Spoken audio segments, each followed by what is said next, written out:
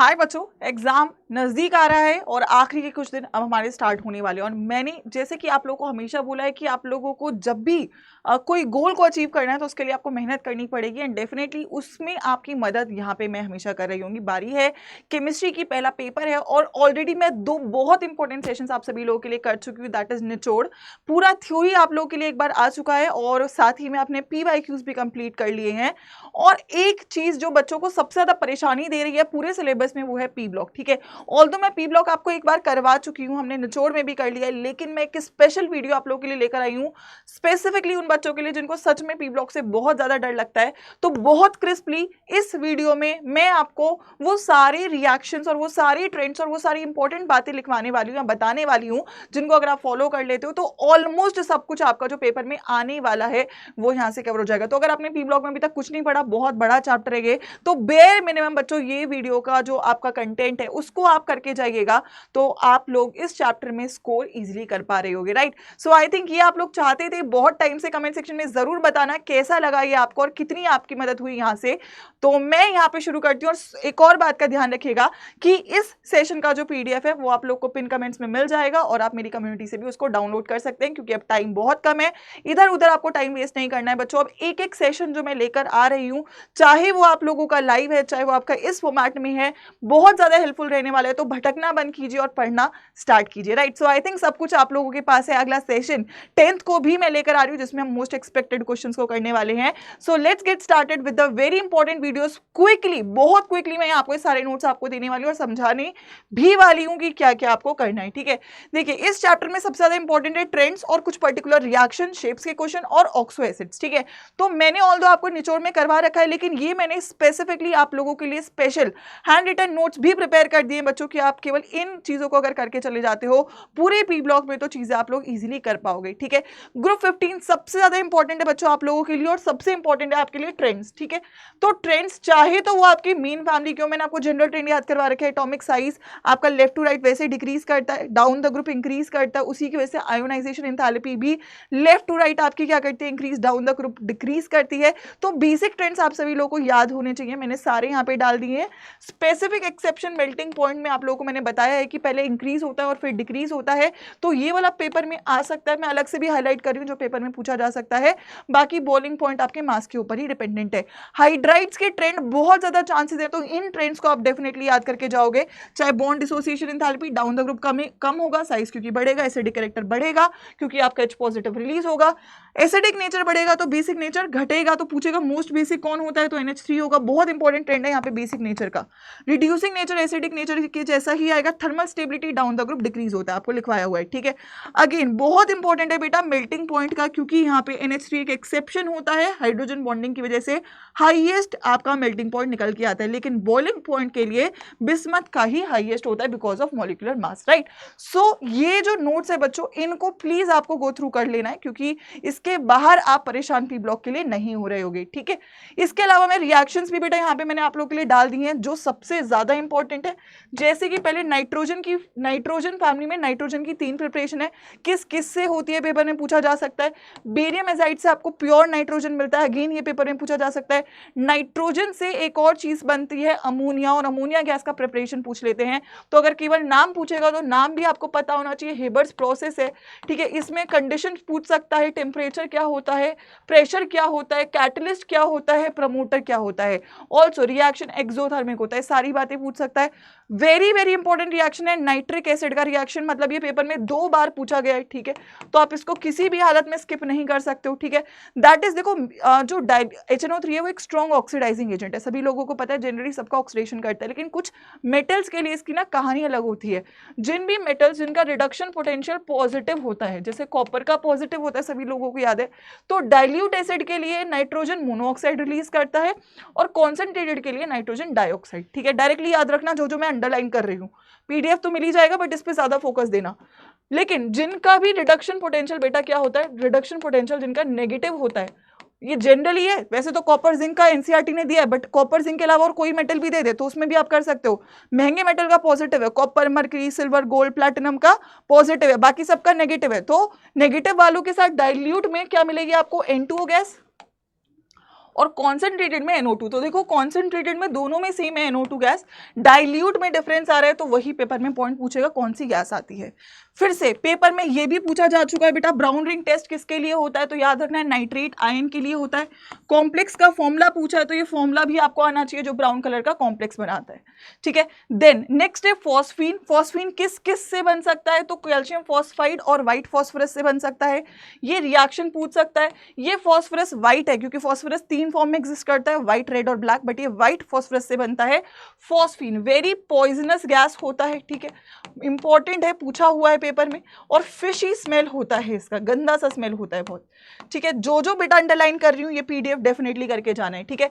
उसके अलावा अगर इंपॉर्टेंट रिएक्शंस आएंगे वो है PCl3 और PCl5 का फॉर्मेशन, क्योंकि केवल स्टीशियोमेट्री बदलता है, ठीक है। अगर 6Cl2 कर रहे हो तो PCl3 बन रहा है, अगर 10Cl2 कर रहे हो तो PCl5 मिल रहा है। ये भी व्हाइट फॉस्फोरस के साथ है, ठीक है, सब व्हाइट फॉस्फोरस के साथ है। 8SOCl2 डालते हो तो यहाँ से PCl3 बन जाता है, लेकिन 10SOCl2 डालते हो तो यहाँ से PCl5 बन जाता है, ठीक है। डायरेक्टली आपको स्टीशियोमेट्री के बेस पे क्वेश्चन बन सकता है। PCl3 में जब वाटर डालोगे तो H3PO3 बनेगा, लेकिन PCl5 पे जब आप वाटर डालोगे तो POCl3 बनेगा।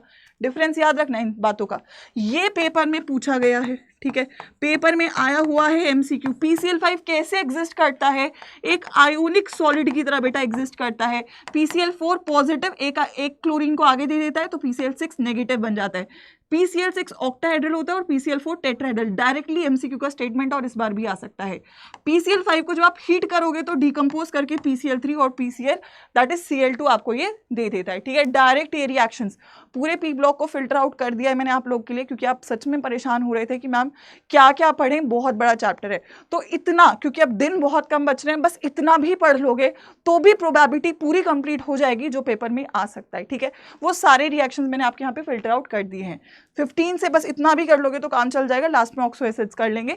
ग्रुप 16 की अगेन आपको ट्रेंड्स पता होने चाहिए। Bond dissociation enthalpy down the group decrease होगा, एसिडिक नेचर इंक्रीज होगा, रिड्यूसिंग नेचर इंक्रीज होगा, थर्मल स्टेबिलिटी डिक्रीज होगा। मेल्टिंग पॉइंट, बॉइलिंग पॉइंट में एक्सेप्शन है, H2O का मैक्सिमम होता है क्योंकि हाइड्रोजन बॉन्डिंग बेहतरीन सबसे ज्यादा वाटर में होती है, ठीक है। तो ये याद रखना, अदरवाइज मॉलिक्यूलर मास के बेसिस पे दोनों का ट्रेंड यहाँ पे सेम रहेगा, ठीक है। Melting point, boiling point very important, ठीक है। अगर मैं यहाँ पे रिएक्शन की बात करूं तो ऑक्सीजन और ओजोन इंपॉर्टेंट है। ऑक्सीजन 2 चीजों से बनाना बहुत इंपॉर्टेंट है, H2O2 का डिकम्पोजिशन या KClO3 का डिकम्पोजिशन। अगर आपको यहाँ से एक मैच द फॉलोइंग मिल सकता है बेटा ऑक्साइड से, कौन सी एसिडिक, जनरली आपकी जो मेटल की ऑक्साइड्स होती हैं वो एसिडिक होती हैं, सॉरी नॉन मेटल की आपकी एसिडिक होती हैं, बेसिक आपकी किसकी होती है, मेटल की होती हैं। एम्फोटेरिक Al2O3 याद रखना जो एसिडिक भी बिहेव करती है, बेसिक भी, और न्यूट्रल ऑक्साइड याद रखना CONO और N2O हो जाएगा। इसको याद करके जाना है बेटा, बिल्कुल नहीं भूलना, 25 नंबर का पेपर में आ सकता है। 2023 में majority case based P block से बना है, तो 25 नंबर का ये चैप्टर है, आप इसको किसी भी हालत में स्किप नहीं कर सकते हो। इसीलिए ये वीडियो लाने की मेरे को जरूरत पड़ी कि आप लोग इसको गलती से भी छोड़ के ना जाए, ठीक है। ओजोन के बारे में पूछा जा सकता है। ओजोन एक अनस्टेबल चीज है, एलोट्रॉप है ऑक्सीजन का, ये डिकम्पोज होता है ऑक्सीजन और नासेंट ऑक्सीजन और हीट देता है। एक्सोथर्मिक है, ओजोन को बनाना एंडोथर्मिक प्रोसेस है, ओजोन को तोड़ना एक्सोथर्मिक प्रोसेस है, हीट रिलीज कर रहा है। इस ऑक्सीजन की वजह से ऑक्सीडाइजिंग इन नेचर होता है। पेपर में सवाल आया विच of the following is not a reaction of ozone, तो 2 ही रिएक्शन है ओजोन के। पहला है लेड सल्फाइड के साथ, ठीक है, दूसरा है आपका दैट इज आयोडाइड आयन के साथ। ये बेसिकली एक टाइट्रेशन होता है टू फाइंड आउट कि आपने कितना ओजोन लिया है, ठीक है। तो उसमें आप क्या करते हो, आयोडाइड के साथ जब आप इसका टाइट्रेशन करते हो तो आयोडीन गैस लिबरेट होती है। पेपर में रिएक्टेंट को प्रोडक्ट बना दिया था, प्रोडक्ट को रिएक्टेंट बना दिया था, ये क्वेश्चन मैंने आपको करवाया भी है, ठीक है। अगर मैं इसकी शेप की बात करूं तो बेंट या एंगुलर बोल सकते हो। दोनों स्ट्रक्चर्स आपके रेजोनेटिंग होते हैं, so definitely 2 bond 2 resonating structure में ही आपका पाया जाता है। सारी बॉन्ड लेंथ इक्वल होती है बिकॉज ऑफ रेजोनेंस, ठीक है। सो ये डायरेक्टली पॉइंट्स हैं जो आपको which of the following statement about ozone is true के करके पूछ लेगा। Sulphuric acid again then important है, ये मैंने मार्क भी करवाया था आपको। प्रोसेस का नाम होता है कॉन्टैक्ट प्रोसेस, ठीक है। मैच द फॉलोइंग आ जाएगा, यहाँ से आपको 96 to 98% सल्फ्यूरिक एसिड मिलता है। पहले आप क्या करते हो, SO2 पे ऑक्सीजन डालते हो, V2O5 एज अ कैटलिस्ट की प्रेजेंस में तो SO3 बनता है, एक्सोथर्मिक रिएक्शन वंस अगेन। और इसके ऊपर जब आप H2SO4 डालते हो तो यहाँ से आपको ओलियम मिलता है। Oleum is concentrated sulphuric acid बच्चों, ठीक है, याद रखना। तो ये रिएक्शन लो टेम्परेचर और हाई प्रेशर पे प्रेफर किया जाता है ताकि बेहतरीन ईल्ड मिले। छोटी छोटी बातें, वैसे तो ये भी बहुत स्ट्रॉन्ग ऑक्सीडाइजिंग एजेंट है, तो सबका ऑक्सीडेशन करता है, बट एक पर्टिकुलर कार्इंग इफेक्ट आ जाए, जैसे अगर आपने शुगर के ऊपर इसको डाला तो ये कार्बन और H2O में इसको डिकम्पोज कर देता है। जितनी भी शुगर्स के ऊपर आप डालोगे, जब आपने देखा भी होगा जब भी सल्फ्यूरिक एसिड कहीं गिर जाता है तो वो चीज जल जाती है, तो जल के क्या बचता है, केवल कार्बन। तो that is the charring effect of your sulphuric acid, ठीक है, ध्यान रखना इस बात का। आइए ग्रुप 17 में सबसे इंपॉर्टेंट क्या रहेगा, बहुत ही क्रिस्प और फिल्टर आउट कर दिया मैंने आपको कि इतना तो आप सब लोग कर सकते हो, और 25 नंबर के लिए बिल्कुल आप इस पे रिस्क नहीं लोगे, ठीक है बच्चों। तो size down the group increase होगा, ionisation enthalpy down the group decrease होगी, ठीक है। इलेक्ट्रॉन गेन एंथैल्पी में याद रखना फ्लोरीन से ज्यादा क्लोरीन का होता है, नेगेटिव वैल्यूज में होता है, ये एक एक्सेप्शन रहेगा। दिस इज इंपॉर्टेंट क्योंकि फ्लोरीन क्या होता है, बहुत ज्यादा रिएक्टिव होता है, बहुत स्मॉल इन साइज होता है, वेरी हाई रिपल्शंस होते हैं, ठीक है। मेल्टिंग पॉइंट बॉइलिंग पॉइंट का सेम ही ट्रेंड है, साइज की वजह से आपका I2 का सबसे ज्यादा रहेगा।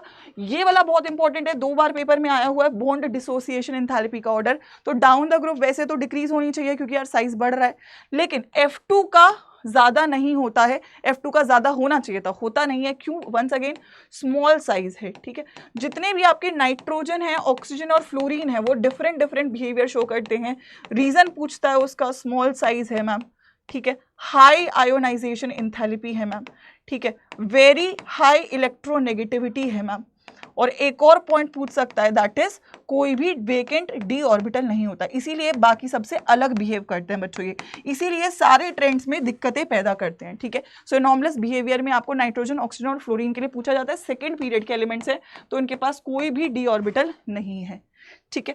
ग्रुप 17 से इसके अलावा आपकी हाइड्राइड्स का ऑर्डर तो सबसे ही इंपॉर्टेंट है, वो भी सेम रहेगा, ठीक है। Down the group bond dissociation enthalpy decrease होगी, एसिडिक नेचर डिक्रीज होगा तो रिड्यूसिंग नेचर भी डिक्रीज होगा, थर्मल स्टेबिलिटी इंक्रीज होगी क्योंकि बॉन्ड भी डिक्रीज होगी क्योंकि डाउन द ग्रुप आपका जो है बॉन्ड टूटता चला जाएगा, तो HF will be most stable. यहाँ पे एक्सेप्शन फिर से मेल्टिंग पॉइंट और बॉइलिंग पॉइंट, बहुत ध्यान से मेल्टिंग पॉइंट बॉइलिंग पॉइंट करके जाना। देखो वैसे तो एक्सेप्शन नाइट्रोजन फैमिली और हेलोजन फैमिली में ही है और किसी में है नहीं, तो यहाँ पे भी देखो मेल्टिंग पॉइंट तो HI का ही मैक्सिमम है, ठीक है, लेकिन बॉइलिंग पॉइंट HF का मैक्सिमम है बिकॉज ऑफ हाइड्रोजन बॉन्डिंग, ठीक है, याद रखना। तो बॉइलिंग पॉइंट तो HF का मैक्सिमम होगा, लेकिन मेल्टिंग पॉइंट HI का मैक्सिमम होगा because of your large surface area, large मास, ठीक है। सो इस चीज का आप ध्यान रखेंगे। और अगर मैं इंपॉर्टेंट रिएक्शन की बात करूं, मैंने इसको हाईलाइट भी करा है आप लोगों के लिए, क्लोरीन के रिएक्शंस बहुत इंपॉर्टेंट है। क्लोरीन को बनाने के प्रोसेस को डिकिंस प्रोसेस बोलते हैं, नाम पता होना चाहिए। HClO2 डालते हो, CuCl2 as a catalyst 723 kelvin पे करते हो तो क्लोरीन गैस मिलता है। ये दोनों रिएक्शंस की आने की प्रोबेबिलिटी बेहद बेहद ज्यादा है बच्चों। आप मुझे पेपर में आगे बोलोगे मैम सेम क्वेश्चन आया, तो इसीलिए मैं बोल रही हूँ, अंडरलाइन कर रही हूँ, करके जाना इसको। जब NH3 बेटा एक्सेस में लेते हो तो नाइट्रोजन गैस मिलती है, जब Cl2 को एक्सेस में ले लोगे तो बेटा NCl3 मिलता है। पेपर में 2-3 बार आया हुआ है, Cl2 एक्सेस में लोगे तो NCl3 प्रोड्यूस करते हो, और अगर NH3 एक्सेस में लेते हो तो नाइट्रोजन गैस प्रोड्यूस करते हो। वहीं अगर आपने इसी का रिएक्शन NaOH के साथ किया, कोल्ड और डाइल्यूट NaOH के साथ करोगे बेटा, तो NaOCl मिलेगा। बाकी तो रिएक्टेंट जो बाकी प्रोडक्ट्स हैं वो तो सेम ही है, जो डिफरेंशिएटर है वो पेपर में आता है, ठीक है। अगर वही हॉट एंड कॉन्सेंट्रेटेड के साथ किया तो बेटा NaClO3, कॉन्सेंट्रेटेड है तो ऑक्सीजन बढ़ गया, ऐसे भी याद रख सकते हो, डाइल्यूट है तो ऑक्सीजन कम हो गया। Very very important, again could come in your examination, ठीक है। बहुत ही क्रिस्प निचोड़ आप लोगों के लिए सारे रिएक्शंस का मैंने यहाँ पे डाल दिया है। फिर एक सवाल पक्का बनेगा इंटर हेलोजन कंपाउंड से, जैसा कि आपको बोला भी है, ठीक है। आपको पता है X यहाँ पे लार्ज एटम होता है, X डैश आपका स्मॉल एटम होता है। Inter halogen compounds more reactive होते हैं आपके हेलोजन से, बिकॉज उनका बॉन्ड लेंथ आपका क्या होता है, बॉन्ड वीक होता है, ठीक है। फिर शेप पूछते हैं तो +1 ऑक्सीडेशन स्टेट, +3, +5 और +7 4 ऑक्सीडेशन स्टेट शो कर सकते हैं, ठीक है। तो पहले वाले का linear T shape, square pyramidal और pentagonal bipyramidal, match the following बेटा बनेगा। शेप मैंने यहाँ पे दिखा भी दिया आपको, ये आपका लीनियर है, ये टी शेप है, ये स्क्वायर पिरामिड बना दिया है, पेंटागन पे 2 पिरामिड है तो pentagonal bipyramidal, directly match the following आएगा, ठीक है। और ग्रुप 18 से ज्यादा कुछ नहीं आने वाला है, वैसे मैंने ट्रेंड डाल दिया, इसमें कोई खास एक्सेप्शन नहीं है, ठीक है। Atomic size down the group increase कर रहा है, आयनाइजेशन एंथैल्पी आपकी क्या कर रही है, डिक्रीज कर रही है, इलेक्ट्रॉन गेन एंथैल्पी भी डाउन द ग्रुप आपकी डिक्रीज कर रही है, बट एक छोटा सा एक्सेप्शन, आर्गन और क्रिप्टन की सेम हो जाती है यहाँ पे, ठीक है। Melting point again down the group increase होता है और बॉइलिंग पॉइंट भी। वैसे तो ये बिल्कुल भी रिएक्टिव नहीं होते, तो इनके लिए ज्यादा कुछ पूछा नहीं जाता है। इसके जो कंपाउंड बनाए थे वो ऑक्सीजन और दैट इज आपका ज़ेनॉन से बनाए गए थे। नील बार्नेट ने बनाने शुरू करे थे। उन्होंने ये क्यों बनाए थे? क्योंकि इन दोनों की जो आयोनाइजेशन एंथैल्पी थी वो सेम पाई गई थी, ठीक है, डायरेक्टली पेपर में आ सकता है। फर्स्ट आयोनाइजेशन एंथैल्पी सेम पाई गई थी, इसलिए जो भी आपके ग्रुप 18 के कंपाउंड्स है वो ज़ेनॉन से बनते हैं, ठीक है। तो दो कंपाउंड्स बनते हैं, पेपर में अगेन आ सकता है ज़ेनॉन का फ्लोराइड और ज़ेनॉन का ऑक्साइड, रेशो पेपर में आता है, ठीक है। अगर एक F2 के साथ कर रहे हो तो XCF2 बनता है, लीनियर इन शेप। अगर दो F2 के साथ करते हो तो 1:5 की रेशो में लेते हो तो XCF4 बनता है, और अगर 1:20 की रेशो में लेते हो तो XCF6 बनता है। डायरेक्टली ये पॉइंट याद होना चाहिए। ऑक्साइड बनाने के लिए अगर आप XCF4 का हाइड्रोलाइसिस कर रहे हो 12H2O के साथ तो यहाँ से आपको XCF मिलता है, लेकिन अगर आप XCF6 के ऊपर पार्शियल हाइड्रोलाइसिस करते हो तो XCOF4 मिलता है, और अगर पूरा हाइड्रोलाइसिस करते हो तो XCO2F2 मिलता है। ये कुछ रिएक्शंस है, 2-3 बार लिख लो, पेपर में आएंगे तो याद करके जाइएगा। इतने बड़े पी ब्लॉक को बहुत ही छोटा कर दिया बेटा तुम लोग के लिए, क्योंकि ये हाई अलर्ट टॉपिक्स हैं, हाई अलर्ट रिएक्शंस है, वेरी वेरी प्रोबेबिलिटी इनको आने की, तो प्लीज़ इनको आप लोग करके जाओगे, ठीक है। PDF बहुत इंपॉर्टेंट है। एक शेप का क्वेश्चन ग्रुप 18 से बन सकता है, सभी की शेप मैंने यहाँ पे आपकी डाल दी है और सबका स्ट्रक्चर भी यहाँ पे शो कर दिया है, ठीक है। तो ये है पूरा समरी पी ब्लॉक का। कुछ और एक्स्ट्रा पॉइंट्स है, मैंने वो निचोड़ में कवर अप कर दिए हैं, लेकिन हाई अलर्ट जो टॉपिक्स है, हाई अलर्ट जो रिएक्शंस है, जो बच्चा बिल्कुल पी ब्लॉक नहीं कर पा रहा है उसको ये PDF और ये सेशन डेफिनेटली कर लेना है। आई होप सो आपकी मदद करी है यहाँ पे मैंने, और साथ ही मैं आपको वो कॉन्फिडेंस दिया जो आपको नहीं मिल रहा था पी ब्लॉक से लेके, क्योंकि 25 मार्क्स की आने की प्रोबेबिलिटी है, और यार 200 में से 25 नंबर आप किसी भी हालत में रिस्क पर नहीं डाल सकते हो, ठीक है। और मैं आपको डालने भी नहीं देने वाली हूँ, तो मैं हमेशा रहूंगी आपके साथ। तो मैं बस आपको इतना बोलूंगी कि ये आपको करके जाना है। फिर कुछ ऑक्सो एसिड्स है जो मैंने यहाँ पे सबके फॉर्मूले डाल दिए हैं। देखो फॉस्फोरस, सल्फर और क्लोरीन के होंगे, ठीक है। सबका नाम डाल दिया है मैंने, जो जो पॉसिबिलिटी है, ठीक है। स्ट्रक्चर बनाने का तरीका, फॉस्फोरस एक डबल बॉन्ड हो बनाता है, एक POH बॉन्ड बना लेगा और फिर PH बॉन्ड जरूरत पड़ी तो बना देगा। सल्फर एक पहले SOH बॉन्ड बनाएगा क्योंकि सल्फर SH बॉन्ड नहीं बनाता है, और फिर 2 S डबल बॉन्ड O बना सकता है। क्लोरीन भी ऐसे ही, क्लोरीन OH बॉन्ड बनाएगा, क्लोरीन H बॉन्ड नहीं बना सकता है, और फिर 3ClO बॉन्ड बना सकता है। तो यहाँ पर मैंने आपके सभी के स्ट्रक्चर भी डाल दिए। इसकी ट्रिक भी मैंने आपको निचोड़ में करवाई थी, अगर आप चाहो तो वहाँ से देख सकते हो। अदरवाइज आप डायरेक्टली स्ट्रक्चर्स यहाँ पे इनके कम से कम याद करके जाओगे। वैसे याद नहीं करना, डायरेक्टली मैंने ट्रिक बता रखी है आपको, जिसको आप फॉलो करोगे। मैक्सिमम ऑक्सीडेशन स्टेट के बराबर अगर है तो आप क्या करोगे, SOS या POP लिंकेज डालोगे, और अगर उससे ज्यादा है तो POOP या SOOS यानी कि परऑक्सी लिंकेज को यूज करोगे, ठीक है। तो एक बार उससे वहां से देख लीजिएगा, बट स्ट्रक्चर रफली आपको मैंने यहाँ पे सारे डलवा दिए हैं, ठीक है। तो 2 सेशंस हैं बच्चों जो आप लोगों को करके रखने हैं। ये पी ब्लॉक बहुत इंपॉर्टेंट है, इसीलिए मेरे को अलग से ही आप लोगों को देना पड़ा। ये PDF के साथ 25 नंबर आपके पक्के होने वाले हैं, और उसके अलावा 2 सेशंस मैं करवा चुकी हूँ। पहला है कंप्लीट थ्योरी, आई होप सभी लोगों ने देख लिया है 15 तारीख से पहले, बल्कि आज, दैट इज मेरा अगला सेशन है 10th को, तो 10 से पहले आपको ये 2 सेशन करके रखना है। एक थ्योरी का है और एक कंप्लीट PYQs का है, ठीक है। ये 2 सेशंस आप लोग कर लेंगे, और इसके अलावा जो भी सेशंस मैं लेकर आ रही हूँ, अगर आप वो बाय हार्ट फॉलो करते हुए बेटा चलोगे तो अगले 5 दिनों में जो आप केमिस्ट्री में स्कोर कर रहे होगे वो डेफिनेटली इंक्रीज हो रहा होगा, क्योंकि पूरी प्लानिंग के साथ यहाँ पे मैं चीज़ों के लिए चल रही हूँ। मैं थ्योरी करवा चुकी हूँ, अगर आप अब थ्योरी पे जाके डेप्थ में जाओगे तो आप नहीं कर पाओगे, क्योंकि अब टाइम नहीं बच रहा है। You have to focus on revision, you have to focus on questions. इसीलिए मैंने आपको ये टाइम से करवा दिया, और इससे क्रिस्प वीडियो आपको नहीं मिलेगी। ऑल्दो ये 5 घंटे की वीडियो है, बट सारे 16 चैप्टर बेटा इसमें कंप्लीटेड है। तो अगर आप अभी तक भी परेशान हो तो ये वीडियो कर लो और ये क्वेश्चंस कर लो। उसके बाद मैं आपको जो मिलने वाली हूँ वो है that is on 10th of May 3 PM बच्चों, क्योंकि यहाँ पे अब मैं आपको summary of questions, that is most expected questions बेटा जो है ना, जो आपके मोस्ट एक्सपेक्टेड 150 क्वेश्चंस है, 50-50-50 तीनों के, ऑर्गेनिक, फिजिकल, इनऑर्गेनिक, तीनों के हम टॉप 50 क्वेश्चंस जो पेपर में डायरेक्टली आ सकते हैं, रिपीट हो सकते हैं, वो हम कर रहे होंगे। तो आप लोग 10th of मई का रिमाइंडर सेट करेंगे, ये 2 सेशंस कंप्लीट करेंगे, और आज का पी ब्लॉक का PDF कंप्लीट करके मुझे पूरी तैयारी के साथ 10th of मई को मिलेंगे। हर एक दिन का टारगेट कंप्लीट करो, क्योंकि अब एक एक दिन इंपॉर्टेंट है, बिल्कुल भी आपको टाइम वेस्ट नहीं करना है, ताकि आप लोग पूरी तरीके से अपने रिजल्ट तक बच्चों पहुंच सको, ठीक है।